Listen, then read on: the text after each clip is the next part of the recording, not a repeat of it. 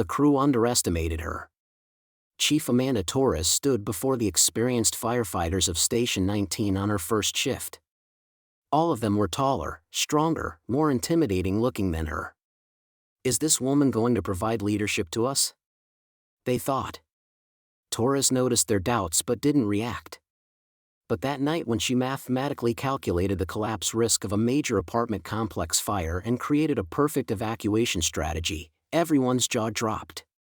Because Torres wasn't just a fire chief, she was an MIT graduate structural engineer. Welcome to Stories of Honor.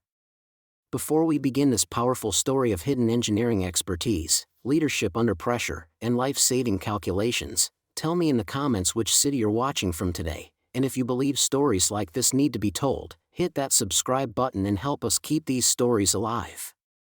In the red brick building of Chicago Fire Department Station 19, on a cold November morning, 6 experienced firefighters stood in the apparatus bay.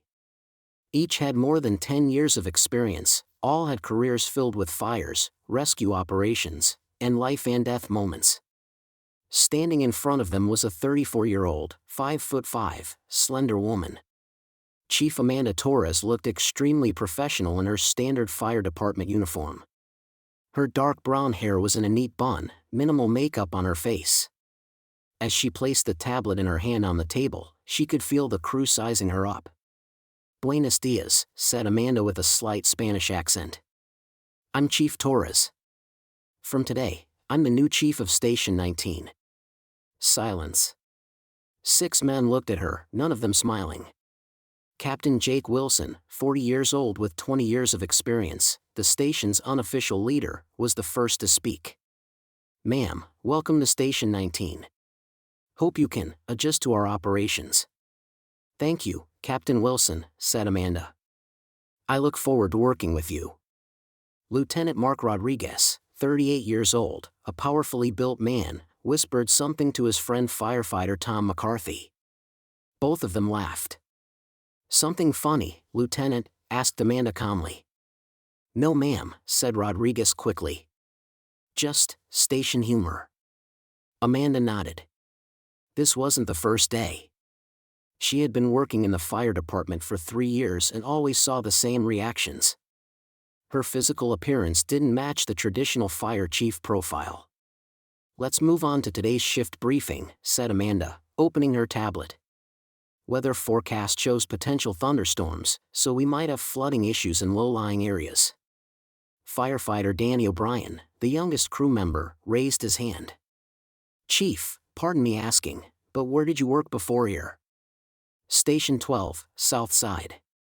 3 years experience, said Amanda. "Any major fires?" asked Wilson with a testing tone.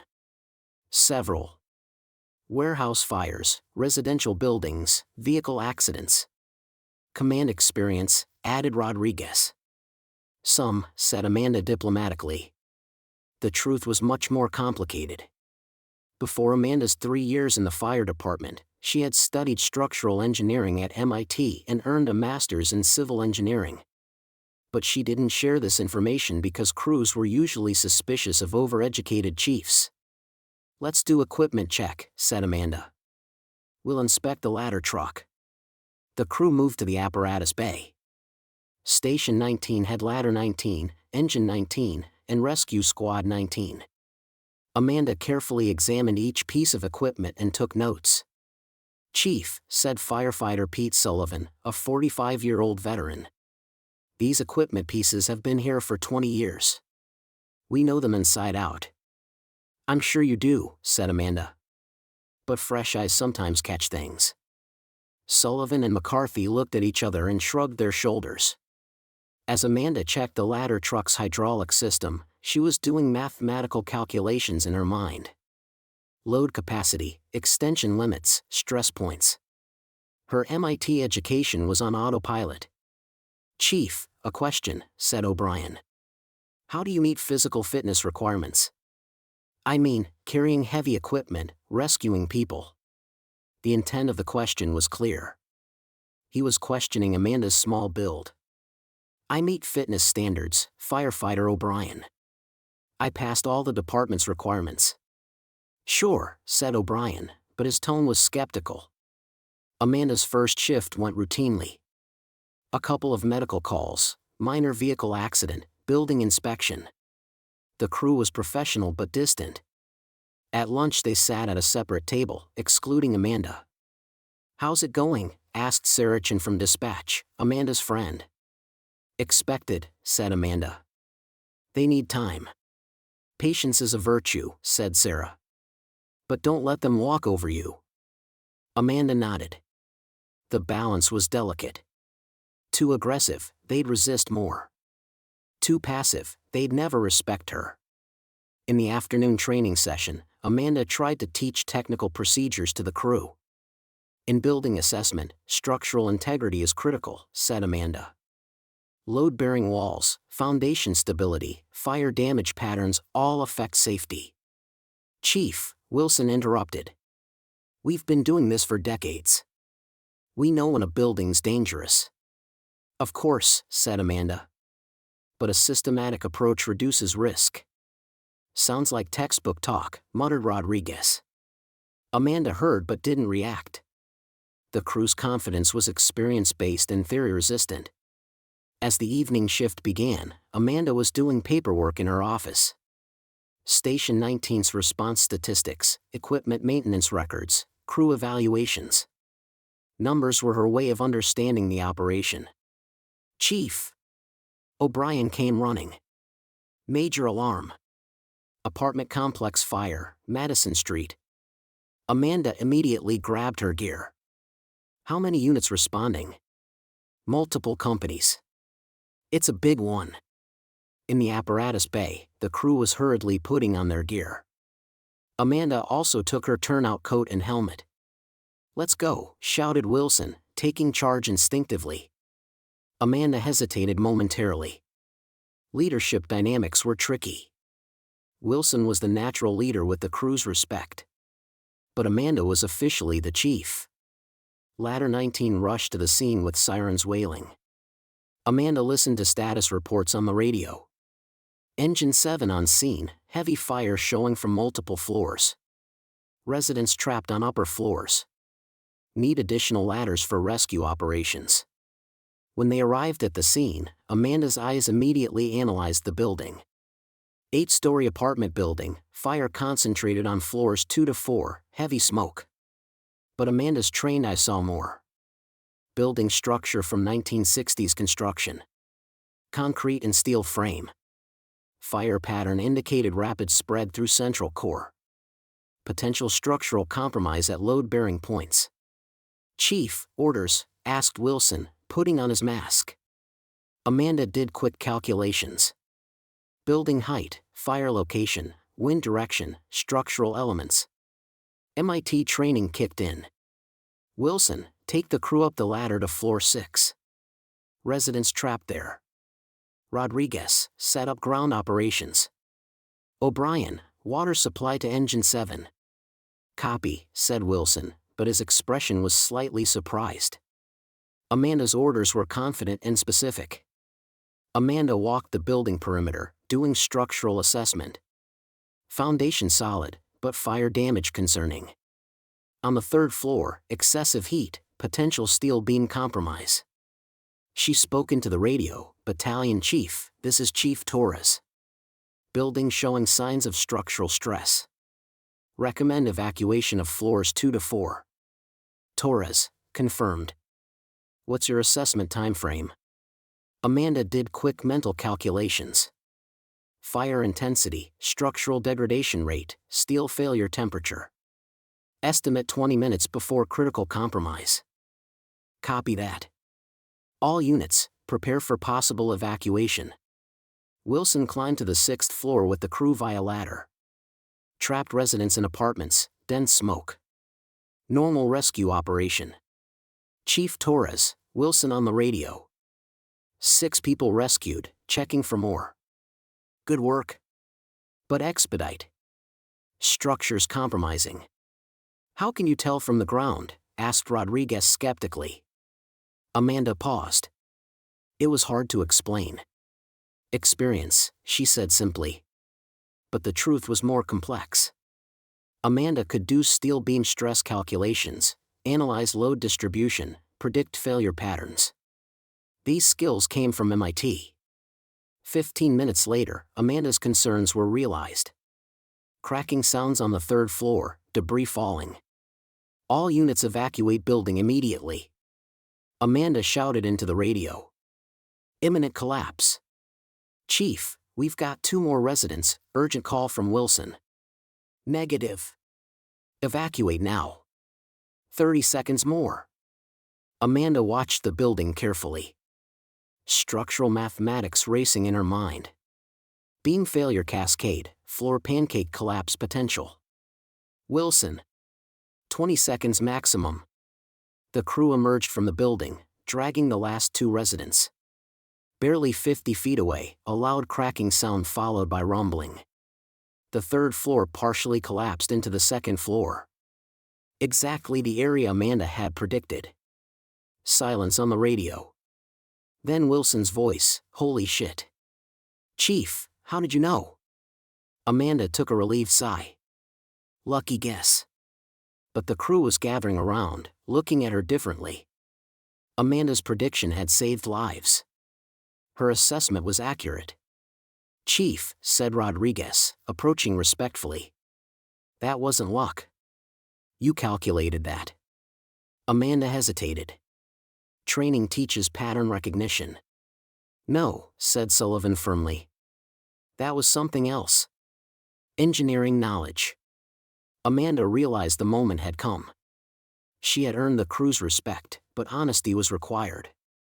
"I have a background in structural engineering," Amanda admitted. "MIT graduate. Worked construction before the fire department." The crew looked at each other. This information changed everything. "Why didn't you tell us?" asked Wilson.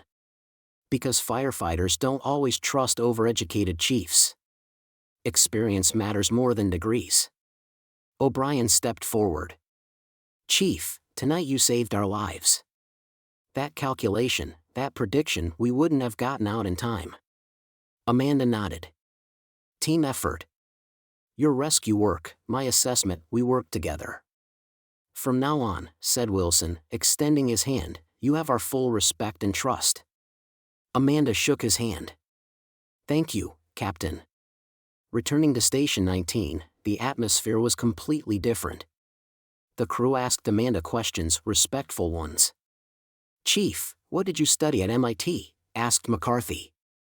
"Structural engineering, focus on building safety and fire resistance." "Why the fire department?" asked Sullivan. "Engineering taught me how buildings work. The fire department let me use that knowledge to save lives." "That's badass," said O'Brien, grinning.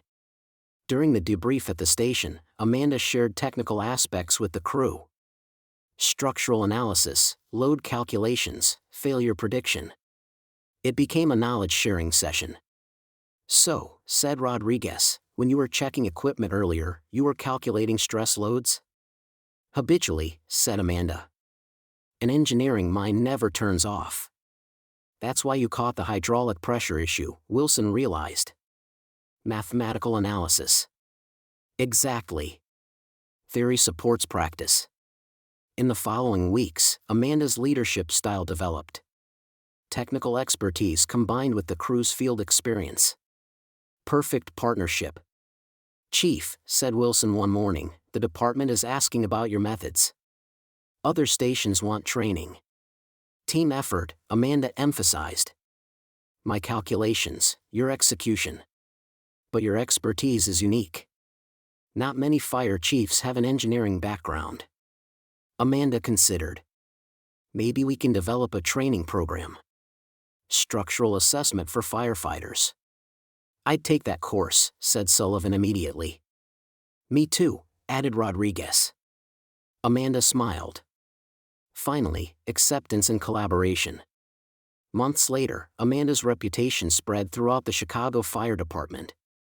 The engineer chief, they called her. Structural collapse predictions, building safety assessments, technical innovations. But Amanda's favorite moment each day was the shift briefing at Station 19. Her crew, now genuinely her crew, listening respectfully, asking questions, sharing ideas. "Today's calls," said Amanda one morning, "warehouse inspection and residential building fire prevention." "Chief," asked O'Brien, "can you check stress calculations on that old factory building? Something feels off about it." "Of course. Engineering analysis after lunch." Wilson smiled. "Amazing how things change. 6 months ago, we didn't trust your judgment. Now we rely on your expertise." "Trust is earned, not given," said Amanda. "You taught me field wisdom, I shared technical knowledge. Better together." Rodriguez nodded. "Best chief we've ever had." Amanda felt proud. Not because of her title or position, but because of the team they'd built. Engineering expertise and firefighting experience, combined for one purpose: saving lives. "Remember," said Amanda, wrapping up the briefing, "every call is different. Stay alert, trust your training, watch each other's backs." "Yes, Chief," the crew responded in unison. As they prepared for their shift, Amanda reflected on the journey. From skeptical crew to trusted team. From hidden engineer to respected leader. Sometimes expertise needs time to be recognized, but when it is, powerful things happen. Her radio crackled, "Station 19, apartment fire, possible structural collapse." "Let's go," said Amanda, grabbing her gear. Wilson grinned. "Lead the way, Chief. We trust your calculations." Amanda smiled back. This was where she belonged, using her knowledge to protect her city, leading a crew who respected both her mind and her heart. Have you ever had to prove your expertise before gaining respect? Did your unique background eventually become your greatest strength? Share in comments. If this story touched you, subscribe to Stories of Honor. We'll continue telling stories of extraordinary service. See you in next story. Until then, show persistence in challenges. Because leading heroes requires extraordinary people.